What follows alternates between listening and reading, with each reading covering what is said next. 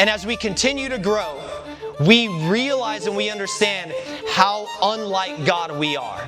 We see this with Paul. We consider Paul as the greatest apostle, right? Paul was this awesome man of God, this great turnaround story where he was persecuting and killing Christians one day, and then the next day he's preaching the gospel to the people that he was working for. And Paul, there's a few different phrases that he uses to describe himself. I want to show you the order in which he wrote these. 57 AD, Paul writes to the Corinthians, he says, I'm the least of the apostles. A few years later, between 60 and 62, he writes to the Ephesians and he says, to me, the very least of all saints. And then a few years later, to Timothy, he writes, I'm the foremost of all sinners. Okay, so look at the progression over time. First, Paul says, I'm the least of the apostles. Then he broadens it out a little bit. A few years later, he says, I'm the very least of all the saints.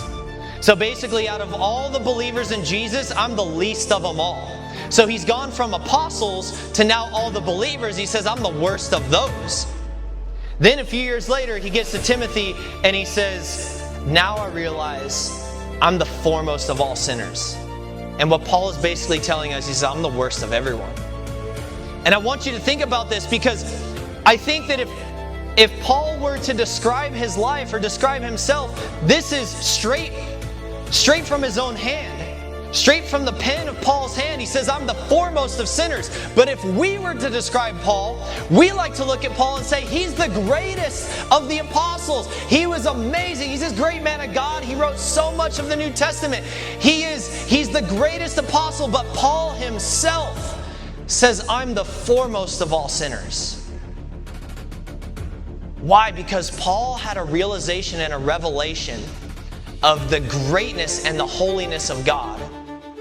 And in light of that, he realized how ugly and how filthy and how unlike God he is.